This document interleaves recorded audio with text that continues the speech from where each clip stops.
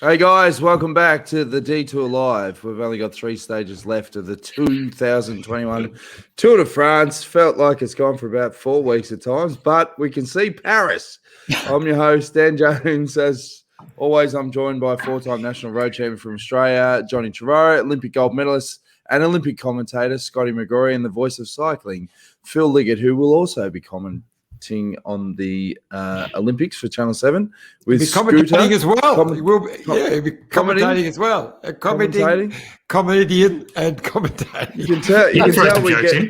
can tell we're never. You know, I'm so excited for 6:30 to come around. So Australia Eastern Standard Time, so we can talk about the Tour de France, the great stage last night, and I'm already getting a bit.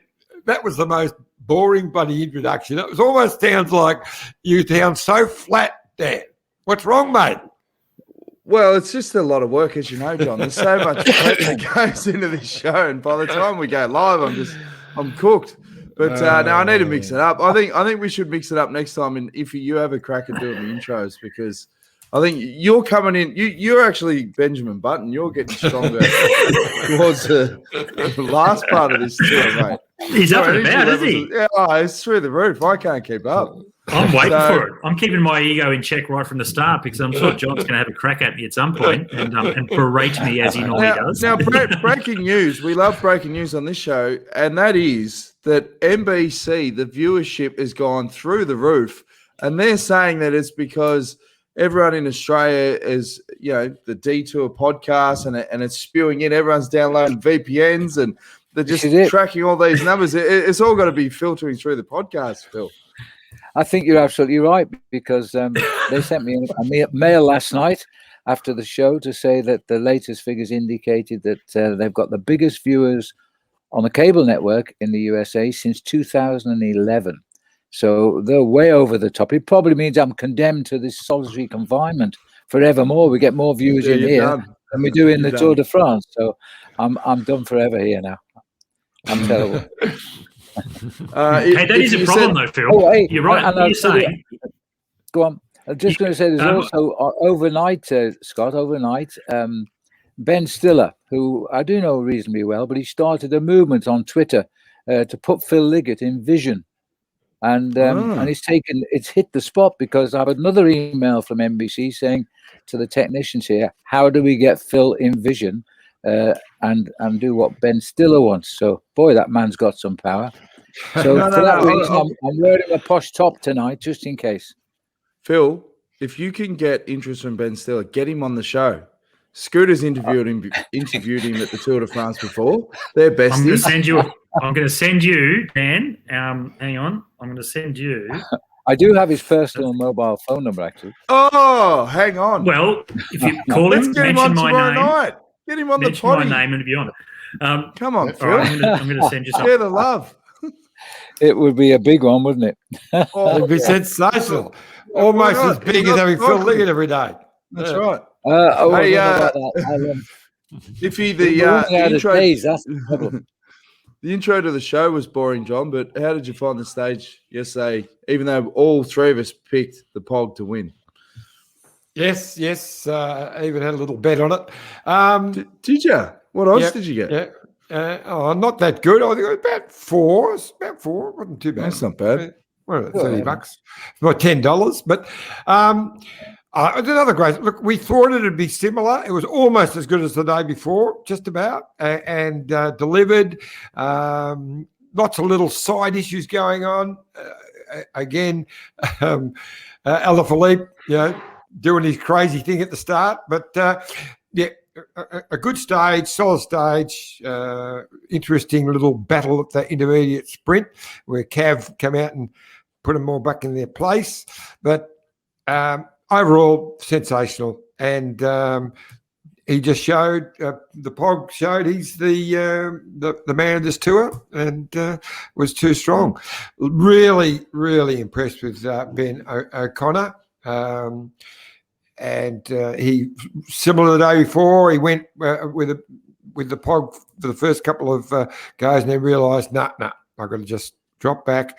He and Kelderman rode together over it, and he's now got 4th place, and I reckon he'll hold it. I think he will. One of the big stories Free Rangers called out was the fan who went over the ravine on his bike and was rescued by Froome and Gilbert and Bike Exchange's Chris Yule Jensen. Scooter, there are advantages of being in the gruppetto because you can keep an eye on what's going on, particularly at the back with the crowds. Yeah, well, isn't it interesting though that these guys took it's great that they did it, took the time out, knowing that they were far enough behind, but still not too far behind, that they actually had the time to actually go and help this guy out. But I don't think I think they were actually riding back. It was after the finish. They were riding down to vehicles. They'd already finished. They were rolling down together, and then they saw it. They saw it happen. The guy went over the edge, so they stopped to help. Apparently,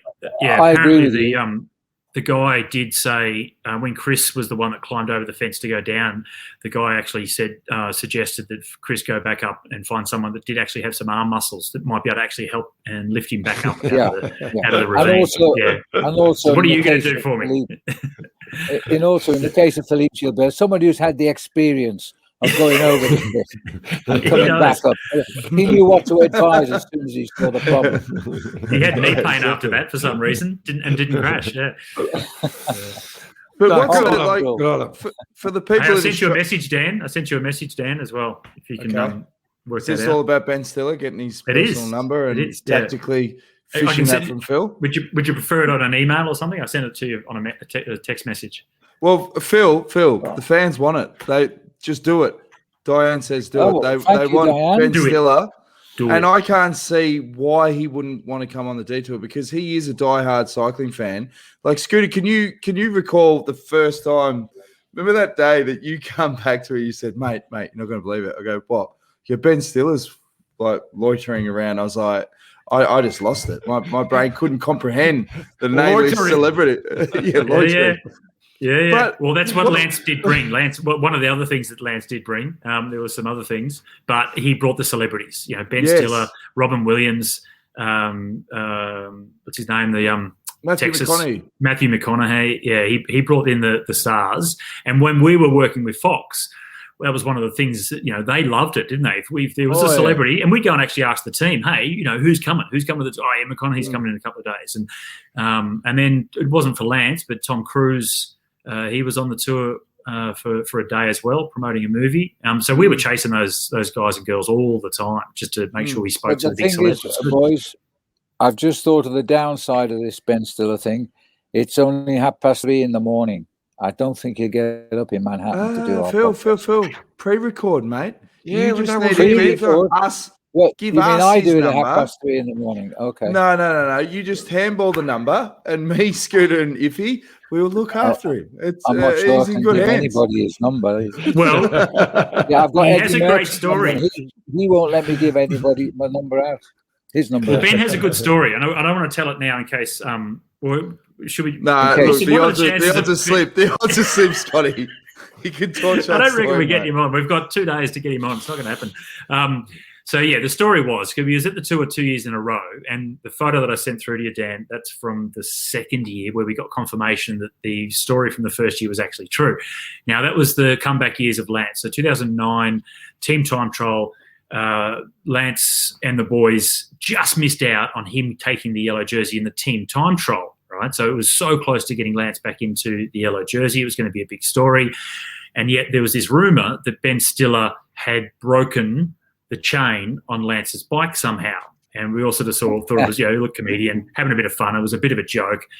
And the story sort of got around. After that stage, it came out that it was true. And then the next year when we bumped into him, I asked him the question and he went through the full story. He said, yeah, absolutely. Lance had set it up. The bikes were all lined up on the home trainers getting for the warm-up for the Team Time Trial. Lance had, kind of finished his warm-up, joked to Ben to jump on his bike. The media will love it. And just pedal away on Lance's race bike, which he did. And so he did that.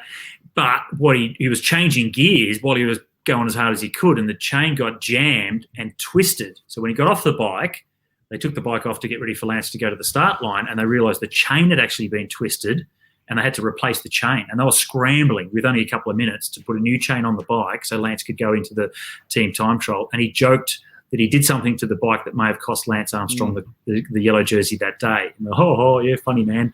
But it was true. There it is. There we go. There is. There's the photo you just sent through with Ben. And we gave him a kangaroo badge, one of your famous kangaroo badges, Iffy, that a lot of people probably wouldn't know, but you were probably the guy that really pioneered taking over a bag of really cheap kangaroos. Hey.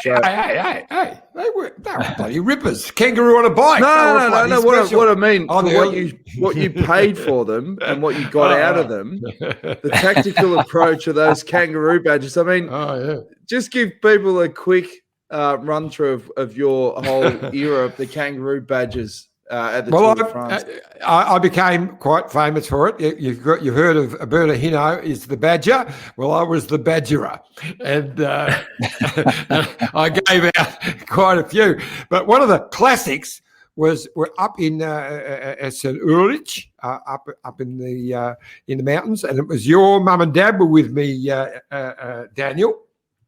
And we didn't have a hotel room booked. Funny about that. We did, but it was about 50k down the road. And we thought, gee, we can get a room up here because the rest day tomorrow, we get 2 days up this beautiful town up in the Alps. Yeah. It would be fantastic. So we all walked. We tried. No, everything was booked. I walked into this amazing, gold star chateau type place, and the lovely lady came out, absolutely gorgeous, leopard skin outfit. I still remember her well. And I asked, she said, I'm sorry, this is the private. It was owned by the famous Italian family, make all the jewelry and everything. I can't think of their name. Anyway, I said, okay. So I gave a kangaroo badge to her daughter. She said, oh, thank you. And I gave one to her. She said, how many of you are? So I would need 2 rooms.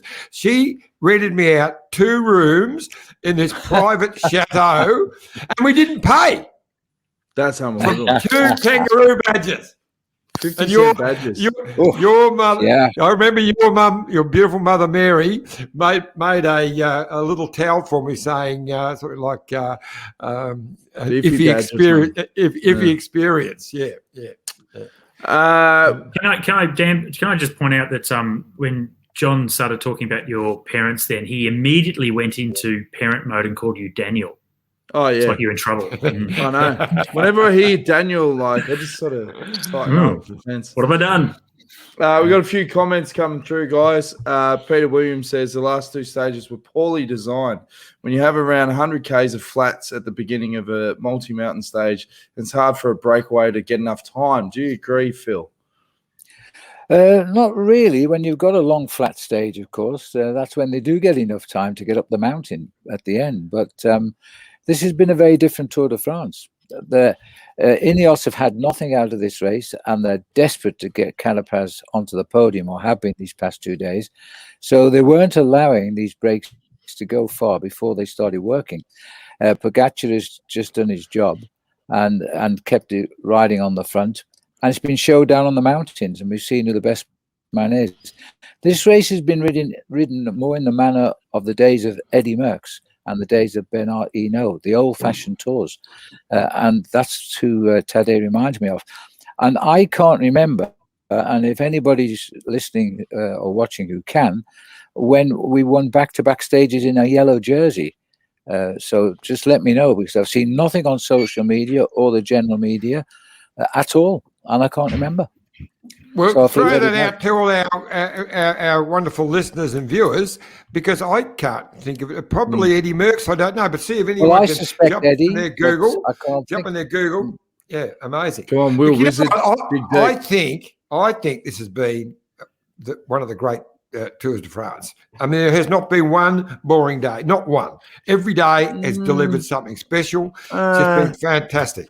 John, you are super positive, and you say this every year. And when we're on the tour, every buffet was the best buffet ever. Yeah, but it's the same old spiel. Last year was brilliant. This year is even better. You always get a good bed.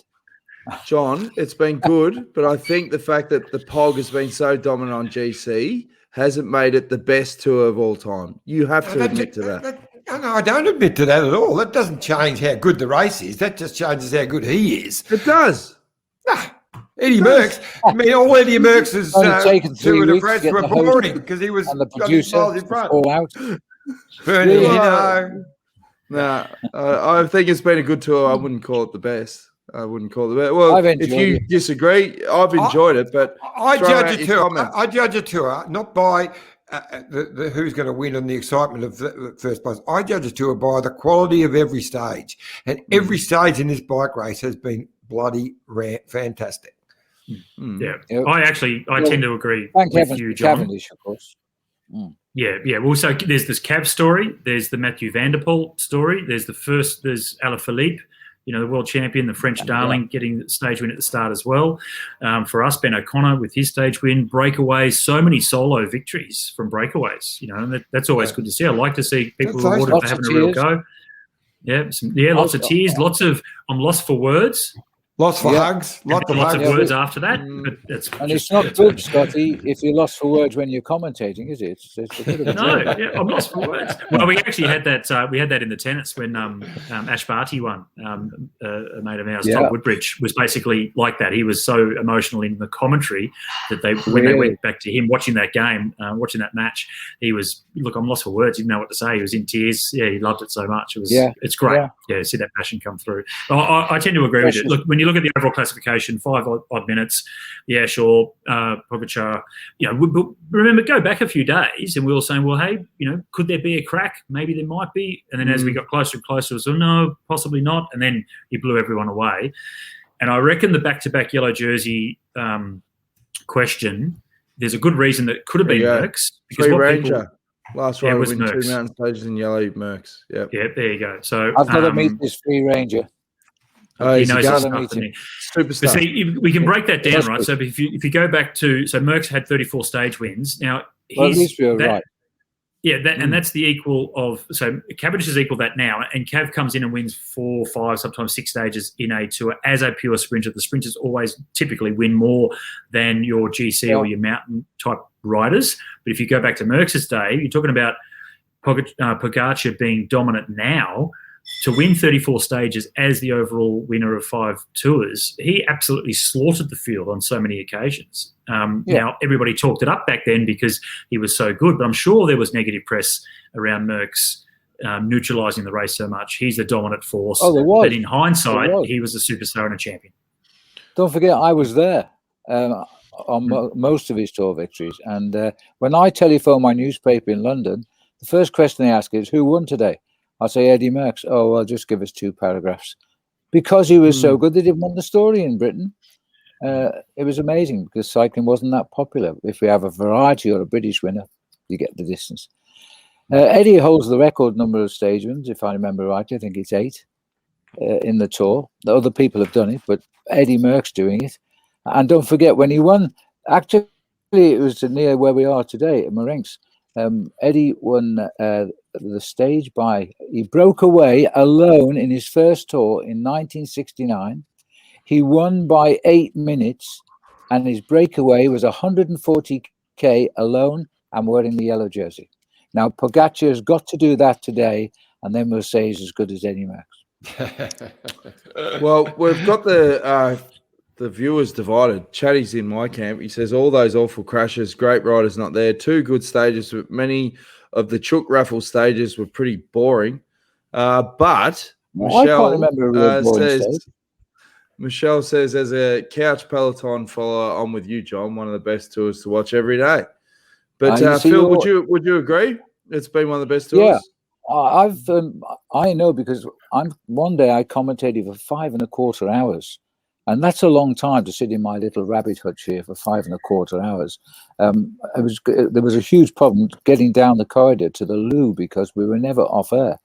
And they had a heck of a job bringing the loo to me, so it was a huge problem. But I must say that I think the tour's been terrific. And I've not really had a bad stage. We've always found a storyline to keep it going. I've enjoyed the tour very much. Free Ranger. I grew up near Harworth in the UK. Oh, know it well. Birthplace. There's a memorial and a small museum there. So You could be potential besties, you and the Free Ranger moving forward. Yep. Well, He can be your research, your stats man. Stats man. Everyone needs a good stats man. Yeah. Everybody thinks Tom was a Yorkshireman, but in fact he wasn't. He was born in Nottinghamshire. If here's one for you, Scott Davies says, when Dave Brailsford was on the podcast, he said Ineos would be riding a more attacking and exciting style. Seems to be the old Sky days with riders on the front riding tempo. What's going on, John? Yes, they haven't been able to produce that. Yeah, they haven't been able to produce it. They've been trying to come up with a tactic that does something for them. It hasn't worked. They haven't, they've almost been riding most of the stages like they were extra team for UAE. They was on the front and helping out UAE, although they were obviously trying to get Carapaz, tire out the POG or something, but it hasn't worked. And they're going to go through this tour without a stage win. I can't see they're not going to win one. They're not going to win the sprint stage today, I wouldn't think, and they won't win the time trial tomorrow. Carapaz will lose a minute and a half tomorrow on the POG. He'll keep his third place. They'll finish third overall, but that's all they're going to get out of it, which is for a team with €50 million budget, evidently. That's not good enough. That reeks of a full review. Full review. Yes. Full review. Matty Pointer just sent me a message, guys, to remind us that Bernard Hinault won 7 stages in the 79 Tour, and he won 3 of the final 4 stages as well, including that final stage on the Champs-Elysees. So in the yellow jersey, in a bunch sprint on the Champs-Elysees, the overall winner of the Tour after winning 7th for the whole Tour. Pretty impressive. Yeah. Pretty impressive. Yeah. Freddie Martin's won 8 stages as well. And the green jersey. Yeah. And 13 in one Vuelta, is that right? Exactly. I thought 13 in the Vuelta. 15, but it might be 13, 13 in the Vuelta. Scooter, Chris Rowe wants to know, can O'Connor TT? It's not his best. It's not his best suit, but we saw that he was always about 30th. 24 hours from now. Yeah, he actually didn't do a bad time trial in that first one, considering he was actually a bit hurt, and he ran. I thought it was 21st, but it was only like a minute and a half down or something. It wasn't that far down, and Kelderman only beat him by 7 seconds. Yeah, it's pretty close. But see, Kelderman historically has been a pretty decent time trialer, and I remember it was maybe last year's Giro we were talking about whether Kelderman's going to do the time trials at a great level or not, and he wasn't that outstanding. So I think maybe over the last few years he's compromised his time trialing for his climbing. So it'll be a pretty good battle between those two. I think on paper you'd say Kelderman is better, and he did beat him in the first time trial, but not by much. But it's who's got the legs. And I must say, Kelderman, they look like, even when they crossed the line and Ben, put his hand out, a bit of a fist pump with him because it was the final battle that those two were going to do before the time trial. They were pretty even. These last 2 stages, they've been very, very even on form. So it's going to be a great little race between the two. I think Ben has got enough to hold on. I hope so. Yeah. Hope you're right. He was the national champion. I've been texting back and forth with Ben's dad, John, who's in France at the moment, to make sure we can get Ben on next week on the podcast to talk about his great tour. And so, look, hold this space, but I think next week, Tuesday or Thursday, we'll get him on the show. Yeah, he was 31st in that first time trial, but only 7 seconds behind Kelderman. So it's who's got the legs 3 weeks in. Yep. Okay, you're going to write obviously an article at some point for the Geelong Eddy about comparisons. Ben O'Connor, Cadel Evans. What does he need to do after this tour? What does he need to do to go away if he really wants to be a serious GC contender at the Tour de France? To get to the level of a Cadel Evans, and do we have a potential Tour de France winner, knowing that the POG, Roglic, you're up against these sort of hitters for the next sort of half a decade at least? Well, that's good. There's going to be the biggest challenge, of course. But look, he's going to most likely finish fourth. That is the third best placing of an Australian in the history of the race in his first attempt. That's pretty good. I mean, he's only Cadell and Richie, who third last year. They're the only riders to do better than that in the history of the tour. Phil Anderson twice fifth. So that's pretty impressive.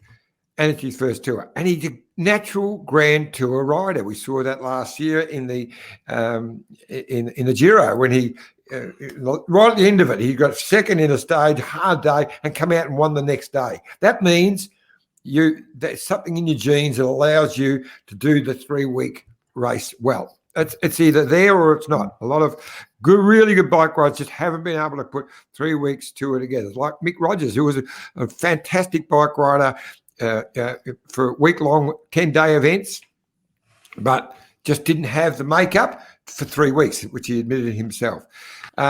He's obviously got that. Now, that's a big thing. It's his first Tour de France. He's going to finish fourth, most likely, or fifth at worst, but I reckon he'll be fourth.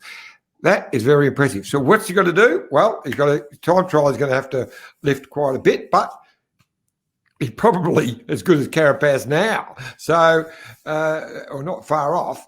And he's being touted as a future Tour de France winner. So he's got to be in that mix. It depends how he develops. I mean, the way he races, he's aggressive.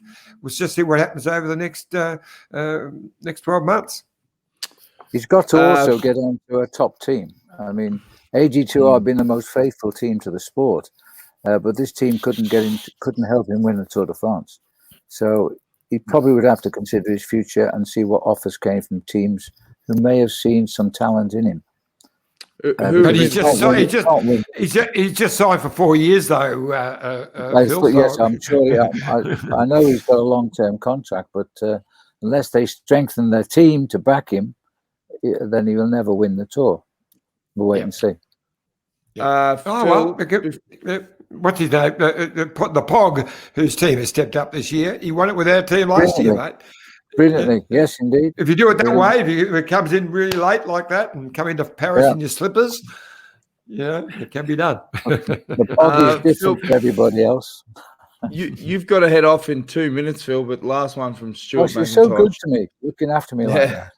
It sounds like the days might be numbered of having TV networks having the presenter and commentators on the ground to provide the coverage. SBS coverage hasn't suffered and must have saved a fortune. We've mentioned this a few times, but do you think this is going to be the norm moving forward? Like, given that you just said, the numbers are really strong. Well, it's already become the norm in business life in London.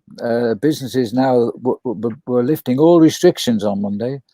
Even if we did have 49,000 cases yesterday. But all restrictions come off Monday. But the firms are saying, come in 2 days a week. And if it's possible, just do the other 3 days at home. And so consequently, people are going to adapt to change in the way they do production. We've always been moving technically to such a situation. It's not the real thing. I mean, I've got the benefit of covering the Tour de France from site for 46 years, 47 years, whatever it is.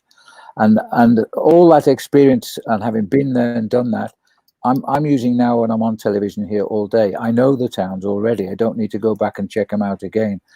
I know who runs the baker shop in the Borg, in the Grand Bornand, in the Alps, for example, and stuff like that.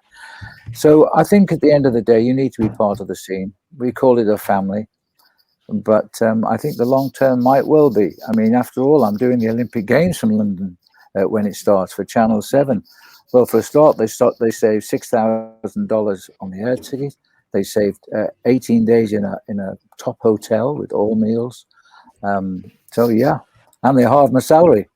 I forgot to mention that they halved my salary as well to do it from London.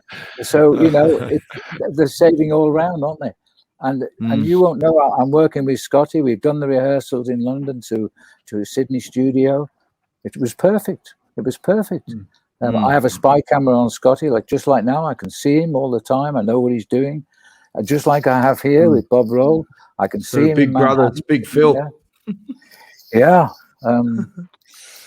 And I go Well, home every night. But hey, I'm still getting up. I'm working a longer day, traveling into London, doing the job and traveling home. I'm only home in the house in time for dinner. Then I'm in bed and I'm up at 5:30 and the process starts again. So it's not a shorter day. In fact, it's a longer day. You think I would be having my feet up, but I'm not. We have to obviously mention the foundation There she is. director, Yeah. kariega.co.za/Peloton. We're in talks because obviously Jason from the Miller Resorts has offered up a fantastic incentive for people to donate, and that is 5 days accommodation worth 10,000 US. So we think we're going to extend that till the end of the Vuelta. So we'll keep pushing the donations. Well, that'd be very welcome. Too big of a prize just to give it 3 days. And if that's not an incentive, I mean, you should have been inspired enough from all the stories that we've shared so far. But any donation makes a difference. So just keep it going because we really want to get to the $35,000 mark. So everyone who's donated already will go into that draw. So right through to the end of the Vuelta. So it's going to be great. We'll give you more information as we get it. Trish is on the case, Phil. Trish is on the case. So she's always on the case, Tricia. And once we finish our podcast, we're getting back to the monthly rides, which you're all very welcome to join us on Full Gas. And we're lining up some very interesting people concerned with the saving of the animals in Africa, the vets and the people that have operated on like Tandy. You've just seen the rhino in the picture there. But now South Africa has another huge problem. Not only is COVID really ripping the country apart, but the rioting which is now going on. Friends of mine in Durban are doing night patrols now. All of his staff from his company have been told to lock themselves in their homes and do not come out or come to work, of course. He's been delivering milk to the houses because people won't go outside. The riots are violent. There's quite a lot of people killed already.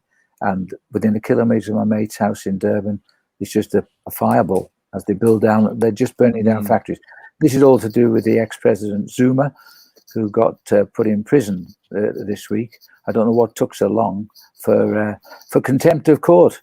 Yet he is known to be the most corrupt person in the world, and all his supporters have started rioting. So where can you go? And Sunday is the great man's day. Mandela Day is on Sunday. How they can do this to one of the greatest men I've ever known, I don't know. Yeah, shocking. Hopefully it starts turning around pretty soon because we were getting fed a lot of that back here in Australia, and well, here it's hardly being mentioned. I can't believe that the BBC is hardly mentioning it at all. It's a disgrace. Yeah.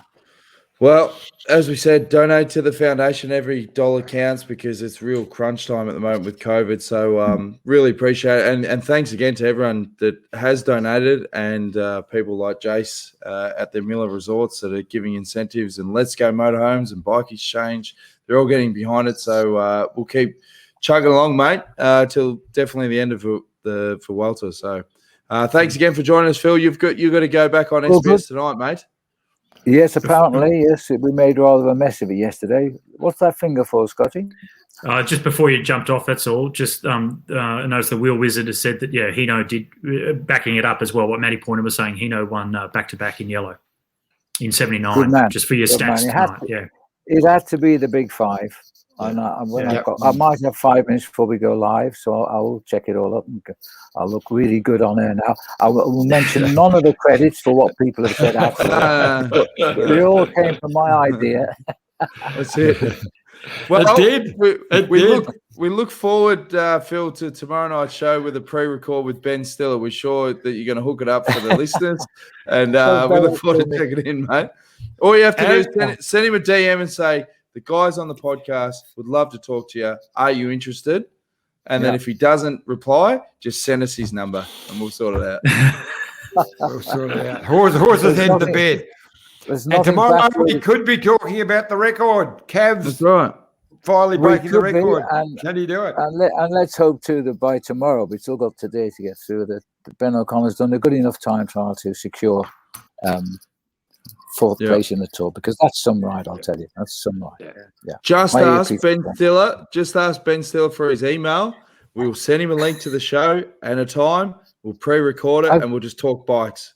And why would he knock that back? I can't understand. It's all for the viewers. What time of the day would you want to pre-record in? Anytime. We're in lockdown in Melbourne. Anytime. We've got nothing to do. If it's 2 a.m, whatever. Yeah. It's on Ben's time.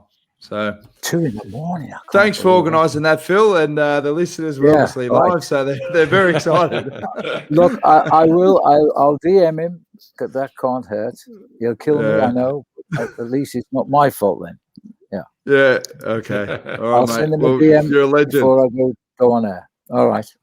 Good on you, Phil. Okay. All right, bud. Gentlemen, you all look so handsome. Either I'm spending too long away from home or you're getting more good looking. All right. All the best. Good on you, Phil. No worries. Phil Liggett, the voice of cycling, who needs to clean his lens. That's what happens on day 18 of day 19 of the Tour de France. Okay. What do you think of the odds of getting Ben Stiller on tomorrow? 10%. What's your favorite Ben Stiller movie? Geez, where do you start? Longcomb Polly have to be up there. Tropic Thunder. Tropic Thunder. Yeah, really good. Dodgeball. Dodgeball. Cycling. Got Lance Armstrong in that one too. Cameo. Yeah. Something about Mary. His old man. Nah, his old man is a pisser. Frank. Yeah. Meet the Fockers. Yeah. Seinfeld does. You know all the Seinfeld. That's something people won't know about Dan, is he can pretty much recite every episode of Seinfeld. Obsessed. I went on the Kenny Kramer reality tour in New York, the real Kramer. That was just a cash grab, but still loved it. Anyway. All right. Well, here's an ad break from our mates at Let's Go Motorhomes and Bike Exchange. We all love an open road, and often they're easier to find during quieter times of the year. In a Let's Go motorhome or camper van, you can road trip in comfort and style any time of the year. When the roads are quiet, you can get where you want quicker and easier without jostling for position. Chances are your destination won't be as busy too, which means you'll enjoy your travelling adventure even more.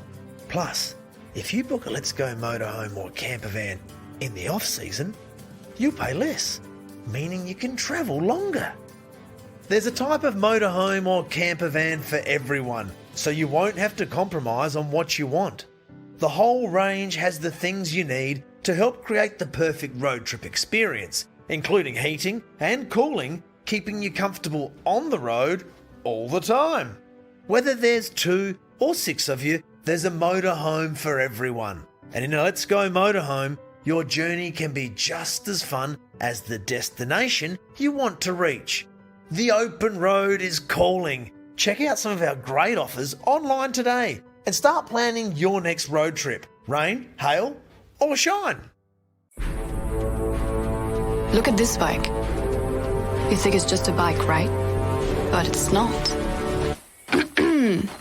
It's a bike 374 people are looking at. This guy, this girl, them, all looking at it. People from here, there, and wherever this is. People that are looking for a bike. Or just a piece of it. Amateurs, semi-amateurs, and pro-amateurs. This guy wants this bike, but with this crank and these bars. This could be the perfect match. But not this one. This girl has a bike to sell, and thousands of people might purchase it. Eyes on Bikes help grow small businesses. His, hers, yours, and the latest data and insights help those businesses keep moving.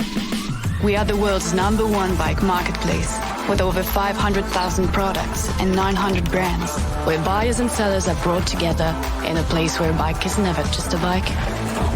Bike Exchange, where the world buys, sells, learns, and rides.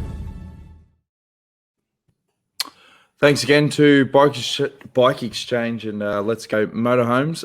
Stuart McIntosh, he had a question for Phil and Scooter. Obviously, Phil is gone, but who are the Aussie cyclists that are the best medal chances in Tokyo? We need to set up our viewing schedules for the fortnight, Scotty. Okay, the best chance, we've got several good chances, but probably the best chance is in the newest of the sports, BMX freestyle, with Logan Martin. He won the world championship only 6 weeks ago. And unfortunately, our former world champion, who actually has a run that would have outscored Logan and therefore would have won the title, and they would have been gold and silver. They've both been world champions in the last, Logan's a couple of times, and Brandon Lupus is the other guy. He blew his knee out on one of the tricks, just landed awkwardly and did his ACL.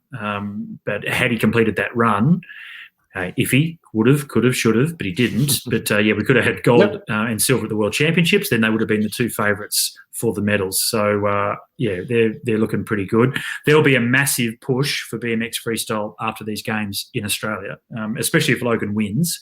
And Natalia Deem is our best female. She's up for a medal, maybe not gold favourite. And men's team pursuit.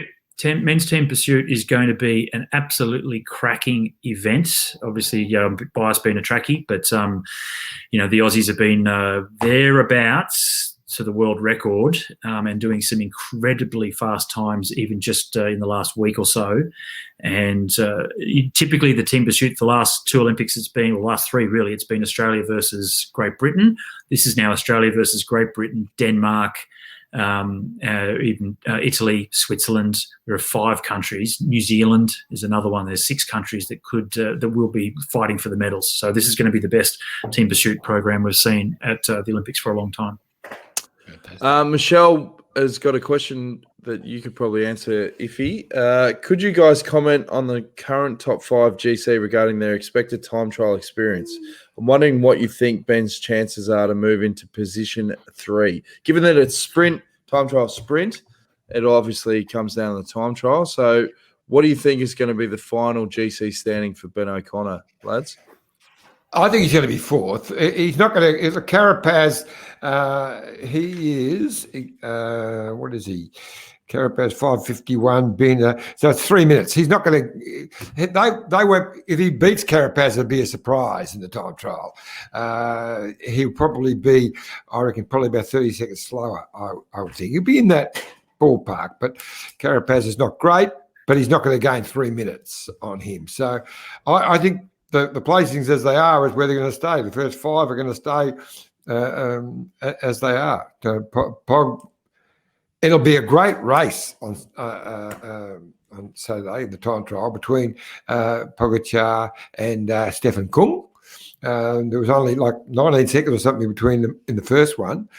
But Kung will really put up a close battle. It'll be those two and Daylight third, I reckon. Don't forget Woot, your mate Woot. He'll be in there as well. Yeah. I think he'll be about 30 seconds back. Yeah. No, I agree. It's about 2.5 minutes. I think Connor to Carapaz. Regardless, you're right. There's flat course. It's I don't think Ben can pick it up. He's going to be going into this. It's a battle like Pogacar, either for the win of the stage, but win of the tour anyway. He's got so much time. He could have mechanical mishaps and still come away with this win. So he's got the overall win, you would think. Then it's a real fight for second, which Vingegaard should more than likely get. And then there's a battle for 4th, which we hope and think that Ben might also be able to hold on to. But there is a real series of battles, as always, I guess. But yeah, there is a real distinct couple of battles there for 2nd and for 4th. Yeah. Vingegaard will probably beat Carapaz by getting close to a minute, I would say. That's the difference in them.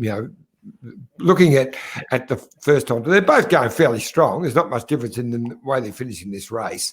So you would think Jonas would take close to a minute out of him. Will Wizard wants to know, Scooter, now that Scott sees the chats, I'll ask again, was Cam Wyatt to ride the Madison as well as the road at the Olympics? Yes. So his main event, he was selected into the road, but he was actually, the main point was to go there and ride the Madison and possibly the Omnium, but that changes things now with him not going there. So, it looks like, more than likely Lee Howard, who, former Madison world champion himself, will slip up now into Cam's position. So, and look, one of the things that the Madison itself has changed a lot. It actually has a lot since I was racing it. We're riding much smaller gears. Bigger gears were just starting to come in, but we were still riding pretty high cadence events back then. Whereas now you've got these guys, like Michael Mork, who is still one of the hot favourites for the Madison, and look what the job he's doing at the Tour de France. Now, the track is at the second week, then the Madison's right at the very end of the game, so he's still got, from the end of this, he's got almost 3 weeks until he races. But they're coming off the road now with so much strength. Roger Kluger is another one that, has gone straight from road tours off to win, a Madison World Championship only, the next day, within a couple of days. So they've just built up so much aerobic strength, and using bigger gears on the track has changed the way the Madison racing has gone about. And it's almost the same as, kind of in a different way, but it's like the sprinting on the track as well. They're riding monstrous gears now, and it's just like, big rail cars, big drag races that are happening on the track with these huge gears with enormous torque. It's made it a bit more boring. Not quite as boring when it comes to the Madison event, but just these big, strong guys coming off the road. That's what they were hoping to try and get out of Cam, to be that big sort of torquey motor in the Madison, pairing with Kel O'Brien. But unfortunately, it's not going to be the case now. Geez, it must piss off the cycling fraternity that an event like the Madison went out of the Olympics, yet if you're a good swimmer, you can win a bag of 7 goals for all the different disciplines. Yet from an entertainment spectacle, the Madison, you'd have to argue, is one of the most entertaining track events on the program. Yep. I can't believe that. And it's good to see it back. It was ridiculous that it stopped. But look, how did they get it back? That's what I want to know. How did it come back in, Scooter? I'm actually not that sure how they got it back in. I don't know who lobbied for it, because typically, the situation is for the Olympics, it's all about the quota, right? So how many medals can each sport get? And when BMX made the decision that they're bringing BMX into the Olympic Games, then it wasn't like, well, let's have extra medals for cycling. It was seen as a cycling sport, although it's very, very different, isn't it, to all the other cycling disciplines. So they had to take two events out so that the 2 male and female BMX events could come in. So they took out the 500-metre time trial that Anna Meares won in 2004, that was gone in 2008, and the kilometre time trial for the men. So those 2 events went out, BMX came in. But they haven't taken any other events out this time. They've brought in BMX freestyle, and the Madison has come back. So it's great, but I'm not sure how that's come about. My take on swimming, no disrespect to anyone that's a swimmer, but don't worry about it. I put this to Chris Hoy in an interview years ago, because it was he won the event in 2004, the kilometre time trial, and I said, did it upset you that your pet event was taken out of the games, for BMX, but swimming hasn't lost? They've only gained events over the years. And I said, look, it's like this, because obviously in cycling you've got different events because there are different tactics. There's slipstreaming, all these things, drafting, that make the Madison to the track sprint to the Kirin to the road race all very, very different, okay? And it's rare that you can win more than maybe 2, maximum 3 medals as a cyclist if you're a sprinter, perhaps not so much as an endurance rider. But if you look at swimming, the fastest stroke is freestyle, okay? So you could have freestyle, keep it. That's the fastest one. But you've got butterfly. And when's the last time anyone went down to the pool and just went and did a casual butterfly? Like, it's such a difficult stroke that you have to be very specific to do it, to do the butterfly, but it's not as fast as freestyle. Then you've got backstroke. And my theory on backstroke is that for anyone that trains on an outdoor pool, you do backstroke just to even up your tan. So you get a bit of a tan on the stomach as well as on the back. When you're hungover. Well, hungover is the next one, right? Because that's the breaststroke. And breaststroke's really best used when you're up at Hamilton Island and you're just cruising over to the bar when you're in the pool. Yeah. Right? That's what breaststroke's for. Heartburn. Get rid of those 3. Are they bringing in the backstroke but with one hand tied behind your back? Aren't they bringing that one in as well? Well, that's a bit like dog paddle, wasn't it? So if you get rid of backstroke, breaststroke, and butterfly, have freestyle, you've got the fastest, the best of all the different disciplines in all the different distances and relays, but you don't have the medleys, you don't have all those other 3 disciplines. You bring the team quota way, way down, and we can have all our other sports. We're joined by head DS for Team Bike Exchange, Matthew Backstroke Waker. champion. We're just talking about swimming, Whitey. So, yeah, we're way off the mark. Talking about Tour de France. We're talking about swimming. We're talking about swimming, were we? Swimming. Yeah. Swimming. I was the on a different rant. events, all the different events. He was ranting. We're talking about with swimming when they brought in synchronized diving. Of course, they took the 200 meters out. Oh no, they didn't do that, did they? Oh, that's right. Yeah. Yeah. Anyway. Madison, long story short, but we don't. You can go back and watch the podcast later, Whitey, and listen to it. It's a long day today. I might have a chance to. Yeah.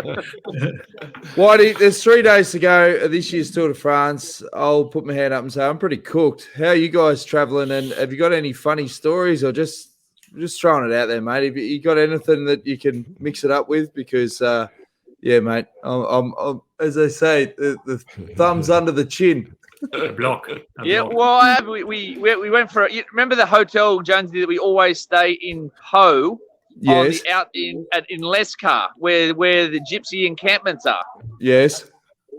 So we went for a run yesterday morning. Myself, Matt Heyman, went for a bit of a jog yesterday morning. It was about 7 o'clock in the morning, and we started hearing these dogs barking, and out of the gypsy encampment come these 2 little dogs. And it's certainly the fastest myself and Matt have run for a long, long time. But not only did they chase us a long, long way, but it would have been quite a funny sight to see 2 grown men getting chased by chihuahuas. But for a good 200 to 300 meters, it was. They didn't give up easy.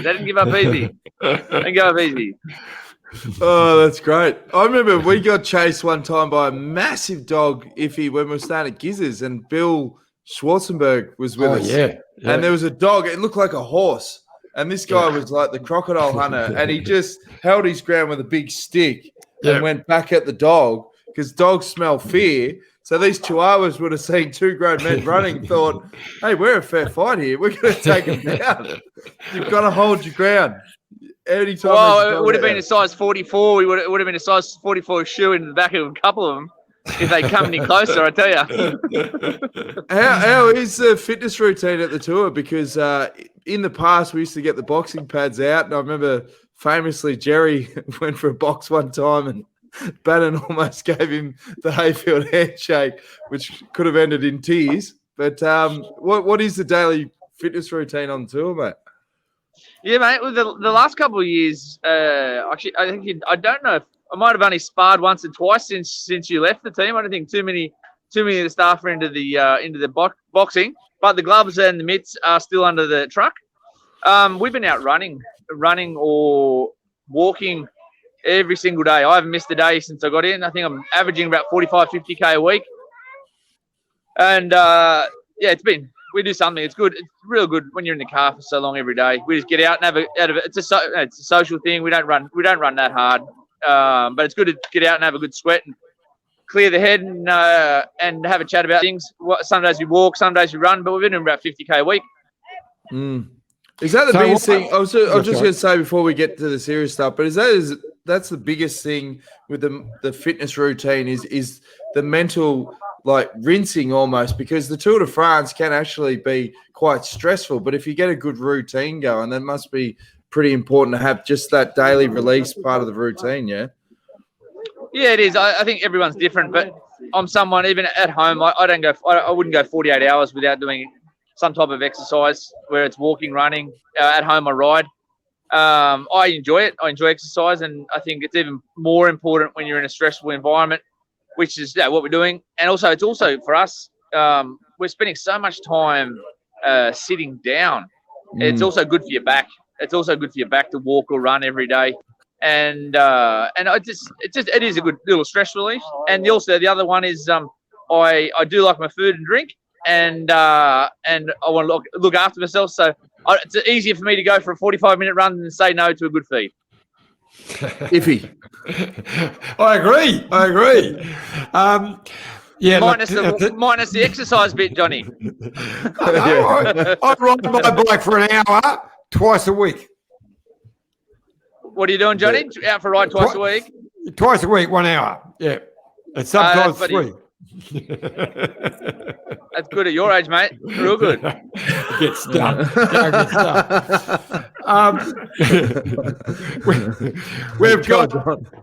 We've got a long day in the saddle today. It was 207 kilometres. But there is a Cat 4 just 10, 12K in. What is it? And what's the plan of attack? It's your last chance. I mean, we keep saying it, but you've got to have some plan of attack for that battle for the green. Yeah, look, yesterday we tried to make it real aggressive at the start, but the general trend we're getting here is that there's a lot of teams that the lights are out. And, we are a team of 5, and we're doing what we can to make these starts aggressive so we can try to get a group off the front. Today will be no different, but it'll be interesting to see if the sprint teams, Alpecin and Quickstep, are able to shut stuff down early, because they will want to sprint for sure. It's no wind at the moment, but we're going one direction for 207 kilometres, and it will turn into a headwind. So it'll be a long day in the office, but we'll be lining up for the intermediate sprint, whether it's for 20 points or 10 points. And today's final it's slightly uphill today. I think it'll be a messy sprint this afternoon, because the final 6 or 7 kilometres, well, the whole day is pretty uncomplicated. So there's going to be a lot of room to move for these sprint teams and these sprinters. 8 teams have won a stage here, and I think it'll be a messy sprint and a hard one to control, even for Quickstep, because the roads are so wide and there's no real obstacles in the final today. Andy Matthews says in his post-race interview yesterday, Cav talked down the chance of a win today. 207 Ks is a long way to control and the ride on the front, but Cav is still $2.40 hot favourite for the win. Do you buy into any of this post-race talk and tactics and that? No. I've been around long enough, mate, not to buy into that BS. Mate, Cav wants to win today's stage. There's no doubt. Why wouldn't you? If you're the fastest guy here, and there's a sprint stage, you got 2 sprint stages left. He wants to leave with 6 wins if he can. Yep. Actually, Whitey, of course he wants to win. Why just beat the record by 1? If he's going to do it, and you want to have one in the pocket, don't you, in case it doesn't go right today? But there was a little bit of criticism towards Pogačar for chasing down Mass and going for the stage win yesterday as well. And it was actually from the person that some networks refused to name, but Lance Armstrong on his podcast, he and George Hincapie were talking about how he should have just let those guys, fight out the top and give him a bit of a stage win. And I don't understand that. He's a young guy, second tour. Why not? Just if you can win, go for it. What do you reckon? Well, Lance was saying that about Pogačar. Yeah, he did say that he's had a bit of a change of heart, and that morning he did walk barefoot out onto the grass so he could just ground himself with the planet. Just obviously having a bit of a brain fade, that, just watching it from a different perspective, because he would never have done that, as we know. No. He's got a very short memory, hasn't he? Mate, at the end of the day, there's no presence. Pogačar's the strongest here. He wanted to win another stage. Why not? It's not like those guys that he doesn't owe those guys anything. He owes his sponsors, and he's going to win the Tour de France. And why not pick up a couple of stages on the way? Yeah, agree. Well, mate, before we let you go, you've just done the team meeting. What was the key messaging with the boys this morning? The key message was we've got to be prepared for the unexpected in that first 30 to 40 minutes. In case a bigger group, because the only way that a breakaway is going to win today is if it's a decent sized group. That's the only chance. So we've got to be prepared for that. But the other one is we're just going to keep pushing Quickstep all the way to Paris. No one expects us to win. The pressure's on those guys, and stranger things have happened in bunch sprints and someone getting lost and not picking up points. That's either from us or Cavendish. So you got to be in it to win it, and we are still fighting away there, and going to give Michael the best chance to win that green jersey. Even though it's going to be a hard one, but we're not giving up. Good stuff, hey, mate. I see Stuart McIntosh asked about the Bahrain Merida situation. I know, look, other DSs don't like to talk too much about what's going on elsewhere, but have you heard any updates behind the scenes of what that was all about? Oh, look, all I know is that they kept the riders from getting down to dinner until really late, confiscated computers, and they confiscated phones. But I think that if they found something, well, let's hear about it, and if they don't, well, let's also have an apology, because if you can remember from 12, you can also remember from 12 months ago, all the scandal that supposedly came out around Nairo Quintana. Well, whatever eventuated out of that? Yeah. Nothing, Exactly. and it's like we get to the Tour de France and it's been a quiet day or two, and there has to be some drama or something around doping that doesn't end up turning into anything. So I feel they're innocent until proven guilty, and there's nothing. No one's been arrested. No one's been charged, and it's just it's not good for the sport, the whole thing. And at the end of the day, if nothing is found, and people, then where's the apology? What are the guys done wrong? And to keep athletes up until midnight, to keep staff up until 3 o'clock in the morning on day 17 of the Tour de France. Imagine this had happened in the middle of a World Cup football tournament. It would be worldwide scandal, But because it's a tour, it's just another day, isn't it? I was reading Sonny Colbrelli on I think Cycling News or Cycling Tips, talking about he was pretty upset because he didn't sleep at all. It was 3 o'clock before he really got to be able to go to sleep. He couldn't sleep. He was pretty upset about it. But it seemed to have come. This story started a couple of months ago with a French sports director who came up with with some suspicions, but later admitted he's got no proof of anything. He's just it's a suspicion. So, you got to have a bit more than that. Oh, for it to get that far, that 50 police come to a hotel to confiscate some phones and computers in the middle of the Tour de France, they'd want to have. That's for sure. They'd want to have. But look, I got no explanation for it, and I dare say we'll probably never hear one. So anyway, we keep rolling on. But it's I do feel sorry for the riders and staff that have been put in that situation at the moment for totally unnecessary. I think you made a great point. At the end of the day, it's like, what is the onus of proof or the evidence that you've been driven to have 50 police do the investigation?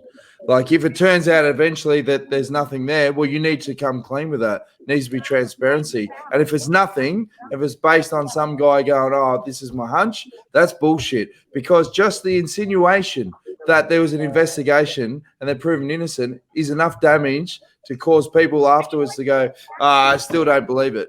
That's bullshit, particularly in the sport of cycling. So if it's proven to be innocent down the track, people need to be held accountable, and that can't be the norm going forward. That's it. Exactly. For sure. And like I said, the example was at the end of the tour last year around Nairo Quintana. Yeah. There was a big scandal there. And what ended up happening out of that? Absolutely nothing. So, which is bullshit. As you said, the sport's been through enough, and we've talked about it a bit on this show, and even the insinuation with Pogacar's results and the way that, headlines are drummed up in certain media. Anyway, we can go on around for a while there, but let's keep it positive. Hope you have a bloody great day, Whitey. And we hope that Blin can do well in the sprint, particularly today. I've got a really, really good feeling. And Scotty, you want to add something before we let Whitey go? I just want to compliment Whitey for going to the back of the bus and putting the Jayco logo over the shoulder there. Perfect. That's right. Placement there. Great logo. And I'm just lucky to haven't got the engine on either, otherwise we wouldn't be able to hear a thing. I'd be suffocating with carbon monoxide. Nah, but it's tactical, mate. It's Friday night. Melbourne's or Victoria's in lockdown, so Jerry's watching. So chapeau, mate. Well played. I should have a bit of time to listen to some footy today, actually.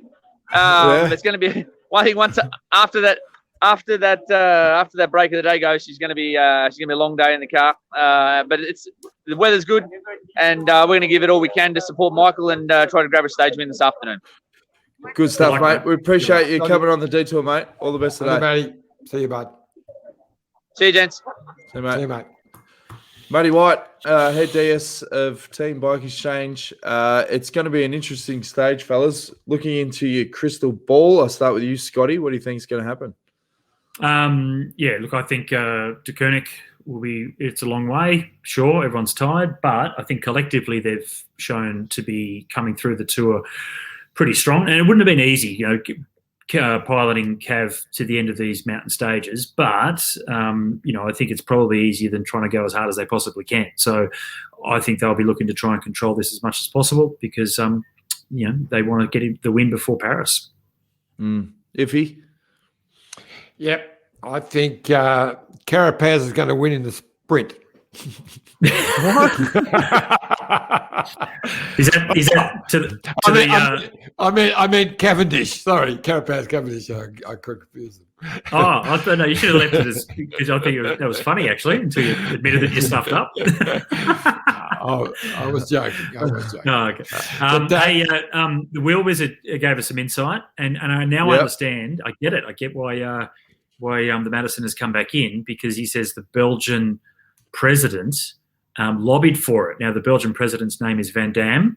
So if it is the famous Jean-Claude Van Damme that might happen to be the Belgian cycling president, then, if he wants something in, mate, you're going to let him do it, aren't you? Otherwise, your buddy, it's my round mate, kick you to the head. My mate, Tommy Van Damme. Good bloke. Tommy Hogan says, love the Dan John scraps. Keep them coming, mate. Don't worry about that. They will continue.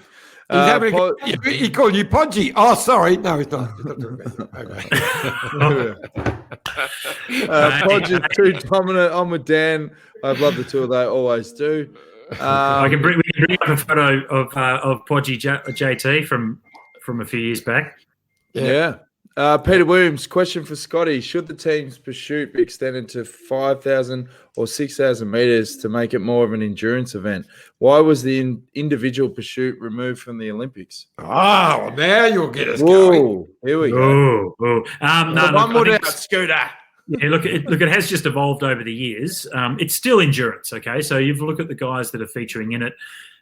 You've still got endurance riders. Geraint Thomas is a two-time Olympic gold medalist. Bradley Wiggins is a two-time Olympic team pursuit gold medalist. That's only going back 4 years from now. Now, they are getting much more powerful. They're doing a lot more gym. But it's perhaps more for the younger riders coming through, focus on the track, try and get a gold medal or a medal at the Olympics, represent, and then go onto the road. And look, we already know that we've got a bunch of the Aussies that are going to go onto the road.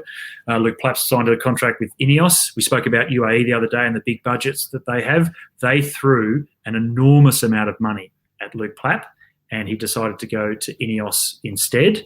I don't think that's too much of an issue.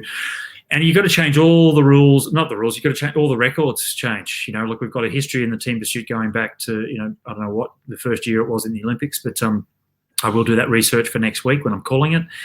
I don't think we need to change it. And the individual pursuit came out as all part of that cycling quota. Too many events to bring other events in, you had to take something out. And they wanted to get rid of the Madison from the Olympics after 2008 because I've heard a couple of things. I've heard that Bernie Ecclestone was sitting with Tony Blair in the stands watching the Madison and then left halfway through, and Blair asked him why he was leaving, and he said, mate, it's too confusing. I don't know what's happening. And then that story got back to the IOC, and they said, oh, maybe it's not made for TV. But now it's back because we don't care about Ecclestone or Blair, which is good. Now, the individual pursuit for the men in the World Championships, so for the pros, what used to be 5,000 metres, and the amateurs were 4,000, and then gradually it all changed. But I got to tell you, I was really pissed off when, and I remember having a conversation with Pat McQuaid when he was president of the UCI, and we're having a barbecue at Giz's mate's place. You remember Dan? Yes. And I actually brought it up with him. We've got it on film somewhere. I said, this is ridiculous. The kilometre time trial and the individual pursuit are two of the iconic track Olympic medals that should never have been taken out. They're wonderful events, and they should come back still. But I'll lobby for it. They've got to come back. I don't remember that conversation. I just remember Tim the vet sharing all his classic yarns and Pat loving it. He was telling a story about the Great Dane that he had to that died up in the old lady's place. He had to break its legs and throw it out the window. And while he was telling the story, the Great Dane came up and stuck his nose in. While he was telling the story, which I thought was absolutely the piss. Well, there was the one where there was a chicken. He was a vet, and he said this chicken got mauled, and it was all. He said it's all his skin was on the ground. It looked like one of those fat-free chickens you get from Red Rooster, and the family wanted him to stitch the chicken together. And he said, "Oh, this is a huge job. You know, it's going to take me 4 hours. Why don't you just get a chicken for $5 down the market?" And they said, "No, it's like we love it." And then he stitched it together, but he didn't realize that the skin was pulled a certain way with the feathers, and when it all recovered, all its feathers were going everywhere. He said it cost him £600, and it was the weirdest looking chicken going around. So we're going to tell the classic. Now, going to this mate of ours, Tim the vet, for those listening, he's a Melbourne vet, but he was based in England for quite a while, countryside, Cambridge or somewhere. And he said, look, the worst thing would be they'd bring a box. The minute it was they brought in a box, you knew it would be something, and you open it up, and it would bite you or whatever. But his classic story was a couple people who come in with a dog, and he had to. It had been hit by the car, but it was a family pet, and he had to remove both its legs. He said, "But I can't do it." He said because they were both on the same side. So he ended up. They said, "No, please, our children cannot live without this." So he removed the front and back legs on the one side. Now, you know, he said, if we'd been the opposite side, the dogs can do anything. Anyway, a few months later, he went up to the farm to see how the dog was going, and that dog chased his car. Yeah, the two-legged dog. There you go, the two-legged dog on the one side. He used to balance. Anyway, so he adapted, but he still chased him because he was pissed off because he took his legs. Yeah, the detail, the Great Dane story. We won't go into detail, but when he told that story and the reasons why he had to break the legs and everything to fit it into the boot of the car, like the detail was just, it's extraordinary. And there was the gerbil as well. You didn't mention the gerbil. Anyway, that's another show. Don't mention the gerbil. Sam Lane and another lady who were watching the second Detour movie at the theatre walked out when Tim was telling his stories. They weren't very happy at all. What's good is we've learned from that experience, and we keep telling those stories just on a podcast. High impact stories, keep them going. All right, fellas, it's been a great show. Thanks again to Matt White, Phil Liggett, the voice of cycling, as we always say, youtube.com/The Detour Podcast. Like, share, subscribe. Anything you want to add before we go, fellas? Oh, mate, I'm looking forward to having Ben Stiller on tomorrow night. Going to be huge. Reunite the two legends of cycling, Ben Stiller and Scott McGrory. Hashtag bring back Ben. Get behind it. It's going to be massive. So we can't wait. And I love the fact how, because this show's live and I put Phil under the pump, he had nowhere to go other than total ambush. I'll send him a note. So anyway, we'll see how we go. It will probably be like iffy when we said or promised the listeners that we get Eddy Merckx on the show.